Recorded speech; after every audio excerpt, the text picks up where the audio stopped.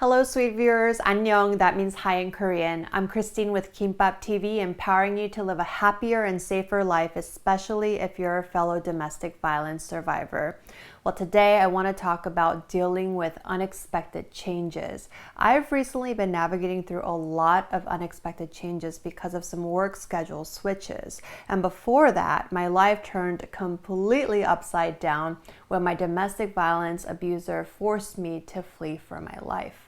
Well, what do you do when your sense of normalcy gets totally shattered? How do you proceed when there are so many uncertain variables in front of you?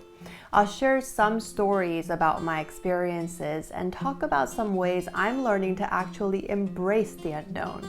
Let's get started.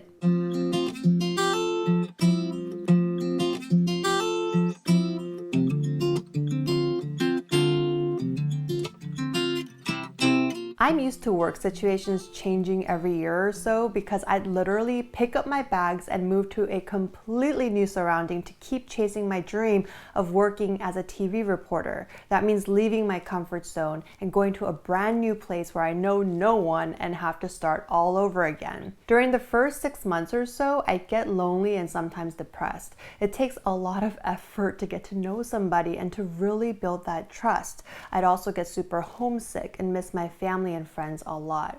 I remember when I first moved to Fort Myers, Florida after graduating from UCLA, one of my aunts sent me a care package from Southern California. She never shops, ever.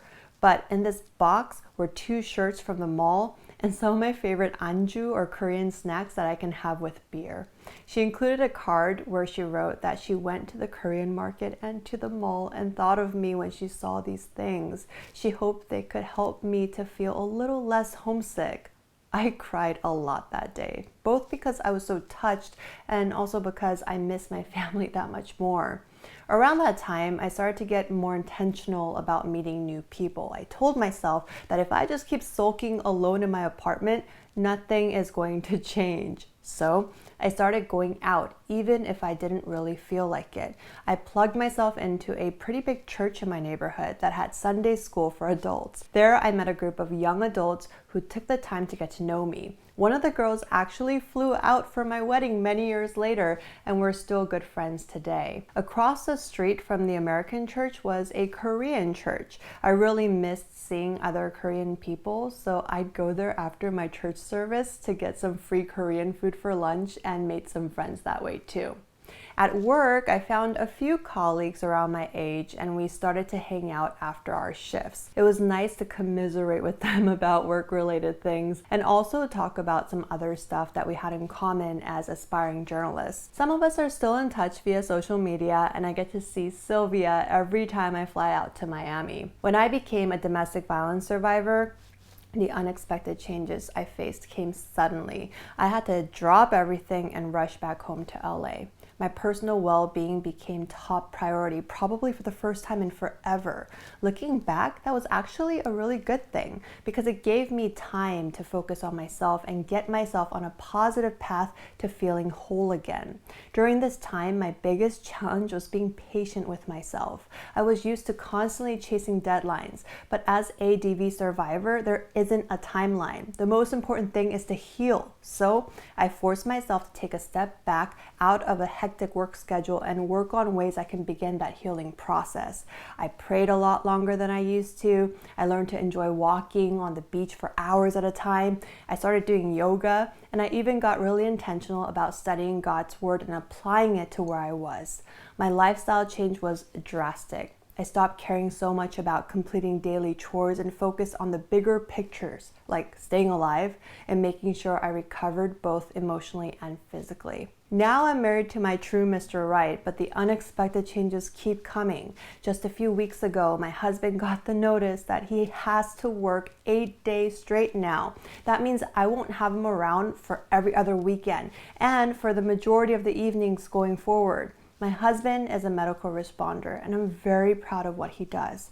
I've compromised a lot to prioritize his work schedule, and right now I'm trying to adjust the best I can. I stopped chasing career opportunities that would keep me away from LA for long periods of time. I started my own storytelling company so that I can mirror my husband's non-traditional hours, and I also work part-time for the city where I live so I can use my storytelling skills to serve my community while not traveling far. Now I'm packing a lot more work on my plate for 8, 9, sometimes 10 days in a row so that I can take as much time off together with my husband when he rests for a stretch of 6 days. It can get annoying, confusing, and discouraging if I think about the longevity of this new work shift, but I'm learning to totally switch off my work mode when I am off so that I can feel refreshed when I get back to work. Throughout my adult life, I've been learning this crucial lesson. It's so important to have a positive perspective. I've been training my brain to think this way, and that actually gets me excited about the changes that are coming my way. Instead of groaning about the loss of every other weekend with my husband, I think about all of the fun road trips we can take during our long stretches of time off together. I also think of the cheaper rates at golf courses and hotels, since many of our off days now are during the weekdays. Your mind has the control to make sure you're happy or miserable. I'll make another video about assuming the best intentions and staying positive, which I think are really important, especially during this pandemic. But for now, I hope my stories help you to think of some ways to keep your head up when you feel a bit overwhelmed by unexpected changes. If you enjoyed this video, please take a second to hit those like and subscribe buttons and share this with a friend you think it can help. Thank you as always for taking the time to be with me today, and I'll see you again in my next video. Bye.